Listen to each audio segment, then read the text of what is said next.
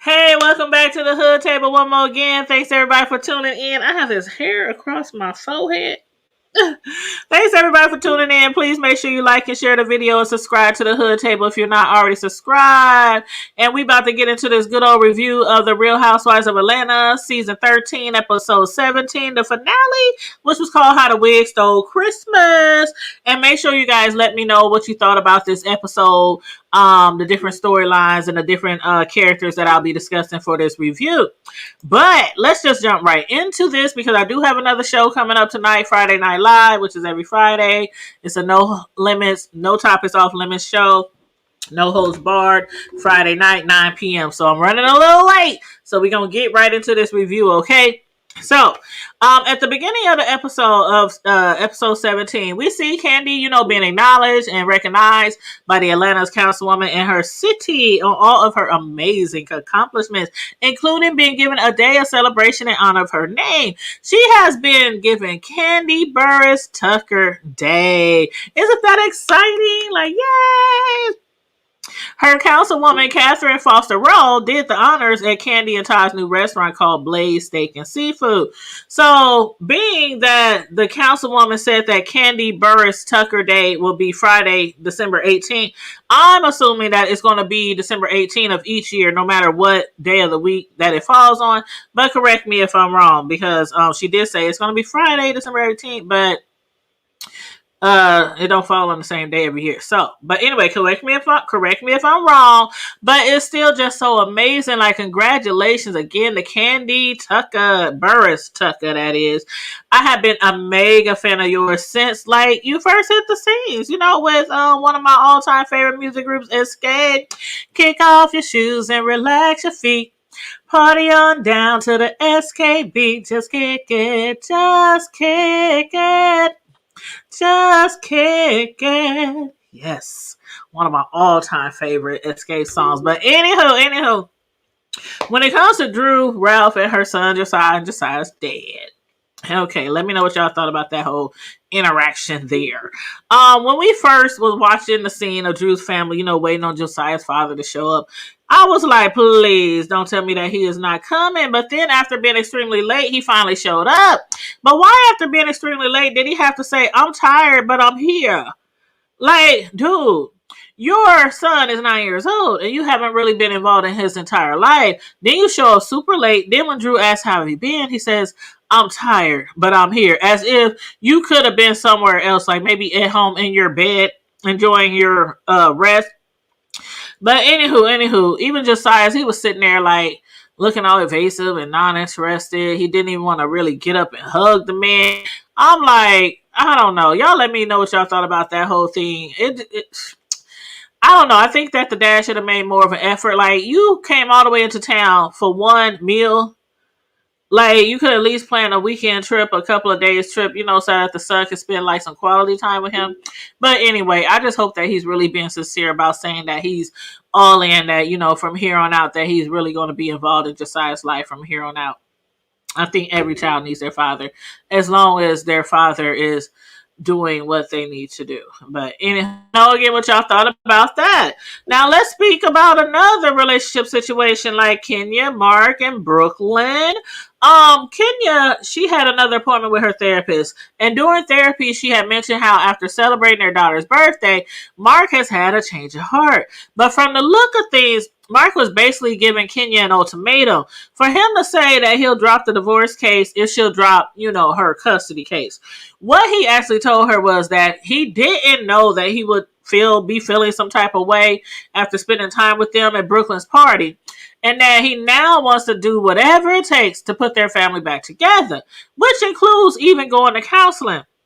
So when the therapist suggested that Kenya invites him to their session, she couldn't even get through to his phone. Kenya was looking at that phone like, I know he did not block the phone number of the mother of his child. I know he did not. And then after telling her that he was willing to do counseling to get his family back, child. But as shocking as that might have been to Kenya, What was shocking to me was how they've been separated for over a year. But when he came down for their daughter's birthday at the end of the night, he jumped right into Kenya's bed. She was like, he didn't even tell me where he was staying. He didn't even ask me if he could stay with me or if he should go to the hotel. At the end of the night after the birthday party, when they was time to go to bed, he jumped right into her bed as if he was just gone for like a minute. Like he just went out of town for a day or two and came right back. Like they done been together all this time. Like he was returning back to his rightful place right next to her in bed. Mm-hmm. Uh-huh. I'm telling you. Let me tell you this. If that was my baby daddy and we had been separated for over a year, I would have kicked his ass right onto that floor, told him to have a get in that. We got guest rooms. That's a big old house. There's plenty of other places you can sleep, from the floor, the living room, on the couch, a spare bedroom.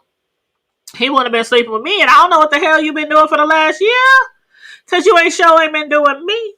So yeah, I couldn't believe she just let him all up in the bed like that. But anywho, I don't know, but to me it just seemed like it was send some mixed signals, because she was like, her daughter was all like, "Mommy, Daddy," like that will send mixed signals to a child. They see y'all in bed together after not being together for like a year. Got their daughter thinking everything is okay, sweetheart. So I'm with Kenya when she, believing that he just basically wants her to stop the court proceedings, and he'll stop his legal proceedings for the divorce if she stops like the custody. But he for sure is not interested in rekindling their relationship. If he blocking her number after he told her basically, I want my family back. I'll even do counseling, and then she can't even get through to the fool. He don't want no relationship. I see you, dude. I see. Kenya might not can see you, but I see you clearly now. But okay, let's talk about Cynthia. Okay. Cynthia had that idea of having a Friendsmas Christmas Santa gift exchange, which I think is an awesome idea, and I might have to try this with my girls, right?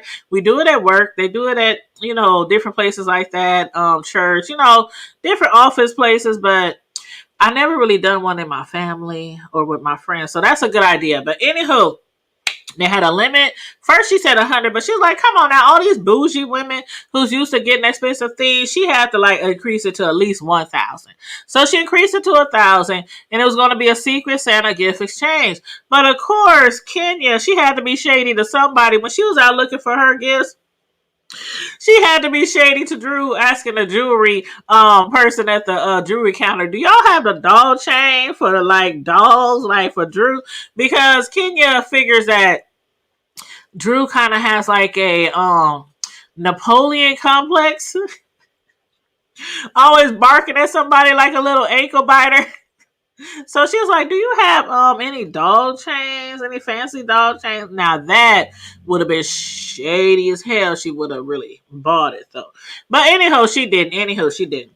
But out of all of the ladies that she invited, as far as Cynthia, Latoya at first said she wasn't going to be able to make it, for not wanting to deal with any drama. And Marlo also said she wouldn't be able to make it, but at least she had sent a gift by her assistant. But as I always say when I have an event, whoever is there is supposed to be there. So the people who say they can't make it, if they don't really make it, party goes on, event goes on. So yeah.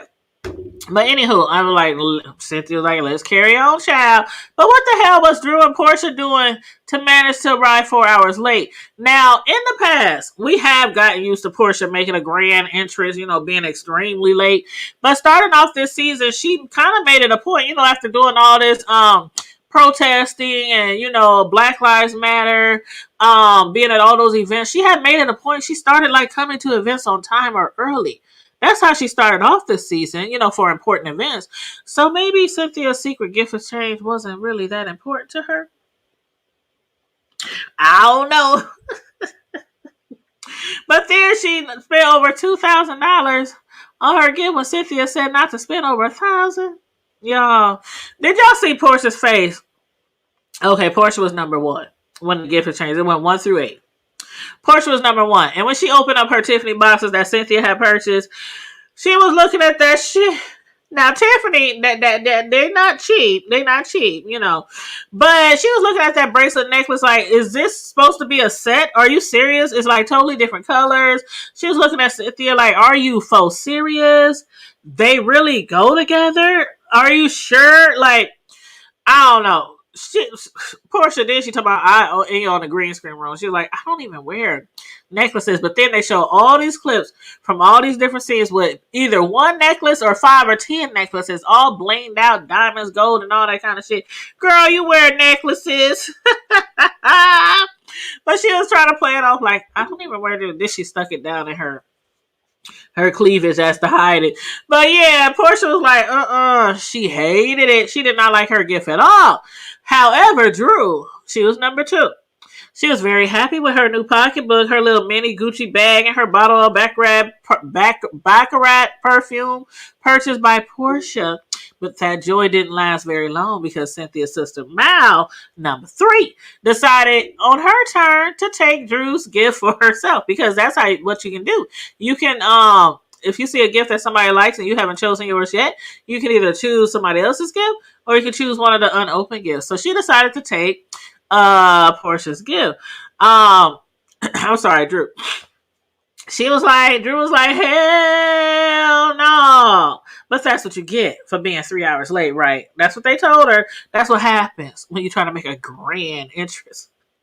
So Drew then had to choose another gift. Was 10 bottles of, I don't know how you pronounce that, basically champagne from Cynthia, or maybe from the Bailey wine cellar per Portia. She was like, girl, you know you didn't buy that. You know you went downstairs, took some bottles out your wine cellar, or, you know, not really downstairs, but, you know, from her wine cellar, her company.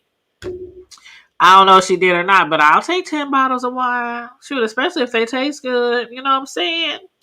But then Shamia, she was number 4. She found a new iPhone 12 when she picked her gift, which Candy so graciously bought. Now, I would have loved that gift too, even though I'm not a big iPhone person. I would have took it. Yeah, I would have took it. Cynthia, she happened to be number 5. And with her gift, she chose $1,000 in cash, which was sent by Marlo.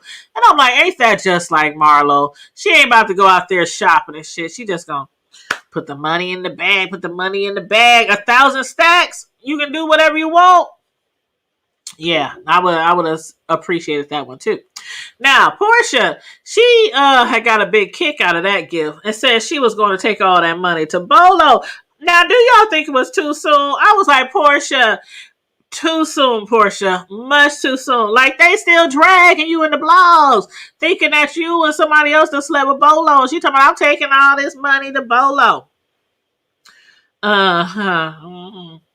Anyway, Candy, she was number 6. She got a pair of $5,000 diamond earrings, which were gifted by Kenya. Candy was staring at those diamonds like, why the hell would you buy us some diamonds? To which Kenya responded, with $5,000, it ain't tricking if you got it. She was like, it ain't tricking if you got it.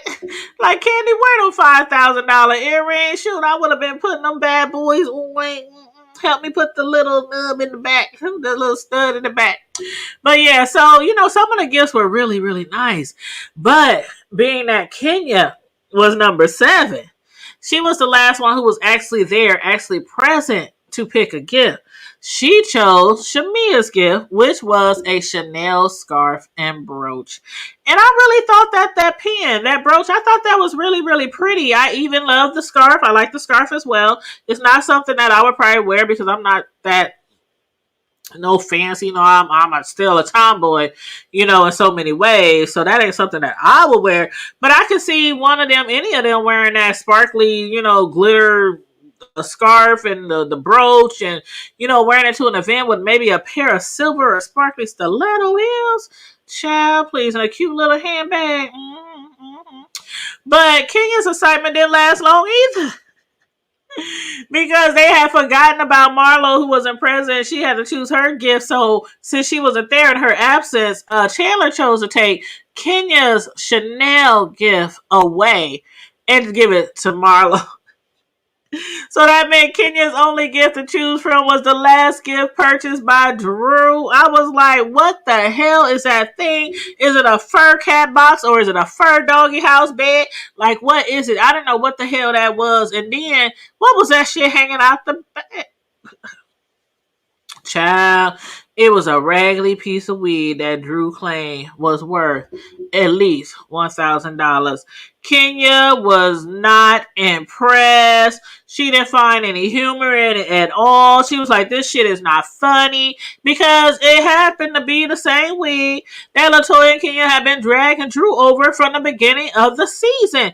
Kenya was pissed the hell off. Like, not only did Kenya receive a gift that was a hand-me-down, but the other ladies were not too sure that the wig was even worth $1,000. So Kenya, she jumped her ass up, grabbed her purse. She was about to bounce out of there. But why didn't Drew, tell me this, why didn't Drew understand that her gag gift was not appreciated by not just Kenya, but any other ladies? Like, if she had really wanted to get a laugh out of that, she probably should have gifted one of the ladies with that wig on maybe like their birthday. You know, something like that. Like, show up at their birthday party. Here, girl, ha ha ha, hee hee hee. This is funny. You was talking about my shit. Here you go. You can have it. But not at a Secret Santa event where the ladies are expected new gifts. Not hand-me-downs. New gifts. Not gifts from no thrift store or nothing. New gifts around the amount of $1,000 at least. But I'm sure after seeing Latoya walk through that door, Kenya was glad that she didn't leave yet because between Drew and Latoya, it was on and popping. Drew said, oh, I know Latoya is close to the prophet now because she walked right through the door when Drew started discussing her and the prophet, which everybody is so tired of hearing about.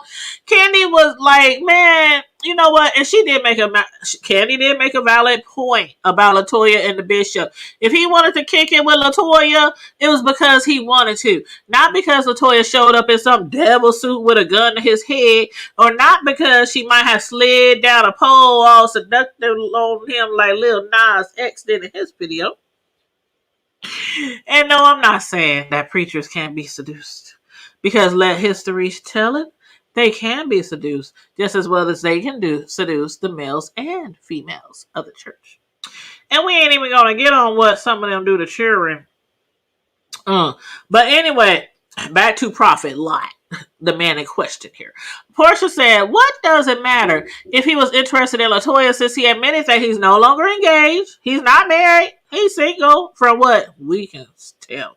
But now I'm wondering if it might be true after all. Like, again, it doesn't really matter one way or another to me or any of the ladies, I believe. But for storyline's sake, Latoya was up there bragging about how she was about to go see the prophet after she left the party and how he had actually stopped by earlier that day to bless her house. And I was like, what else has he been blessing, sis? Sister Latoya, what else have you been getting blessed with from Prophet Lot? Then she took that handy down of a wig and Drew threw it right in her face. Drew must have jumped up from that couch with her short little mini dress on. You saw her panties, her drawers, and everything. Kenny was like, oh, you from Chicago? You from the Chi? Where that Chi at now, huh? Bring that Chicago out now. I think everybody was just so over with and so outdone with the prophet rumors being circulated by Drew. And while all the ladies were entertained by and appreciative of the carolers that were outside, Kenya looked as if she just wanted to speed off and burn rubber right on. She was still pissed at the fact that her gift was Drew's old wig. Then on top of that, she's trying to get Latoya home, trying to get her in the car. Latoya was just a tipsy and a drunk. Again, it's another event where it seemed like she already came a little bit white girl wasted. So she was out there clowning with the carolers and everything. They trying to sing, bring some cheer to the neighborhood, singing carols and songs about Jesus and stuff. And Latoya's out there dancing and just acting a plump ass fool again. So one thing I do feel for sure is that Prophet Lot definitely ain't counseling her about her alcohol issues.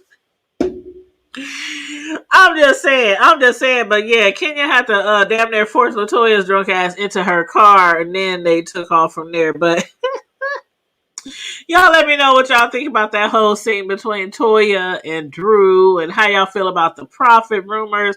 I'm so over it, just like the bolo. I'm just so over it. Like, who cares? People grown, let them do what they want to do. If they ain't hurt nobody, that's their business, you know. But anyway, final notes. Now, we saw at the end of the show, they say Kenya is planning another girls' trip, which I would never allow her to do. They said she in Brooklyn is heading to Paris soon, and that Kenya has officially filed for divorce, and she wants no more of the drama. Okay. Drew. They said Josiah's dad has been forming a relationship with him, which is awesome. They said Drew continues to decorate her new home, so it will be perfect, just like her marriage, her 3 children, and her hairline. Portia. They said Portia remains on the front line of social justices. Go, Portia Martin Luther King. Go ahead, girl. They said she's also back to eating meat, and she has managed to stay away from the hot dog factory. So does that mean she's still not speaking to Dennis, or maybe they having like a, raising the baby together but not together? You know what I mean? Mm-hmm. That's cool. That's cool. Cynthia, they said Cynthia and Mike have decided Atlanta is home, and Mike will be moving permanently. They are currently looking for the next Lake Bailey on the hill, and her bachelorette queen will have his own personal special room. Child, I ain't mad at you. I ain't mad at you. Ugh. Whew. Okay. Anyway, Candy. They said her acting career is blossoming. I do need to check out her on The Chi. They said she's going to return for her second season of The Chi soon, and no, hometown native Drew will not be on it. That's what they said on Bravo. So as far as looking at the previews for the reunion, were they all really dressed in a candy coated dungeon theme style? First, I was like, they all dressed in black. Okay, that's cool. But then I started noticing like the whole scene, the whole stage, and the whole atmosphere. And then I heard Andy say something about dungeon or somebody. I'm like, they are in a candy coated dungeon theme, like attire or whatnot. I cannot wait for the reunion to come. So yes, I will be watching that next week. Well, actually not next week, in a few days, and then I'll do a review on the reunion. It's probably gonna be at least 2, part 1, part 2, most likely as usual. So anyway, you guys, make sure you guys watch the reunion as well so you can review it with me. And also, don't forget to like the video, share the video, subscribe to the Hood Table if you're not already subscribed. And thanks for tuning in, you guys. Stay safe, be blessed, remain vigilant at all times, and don't forget to keep it hood. Bye.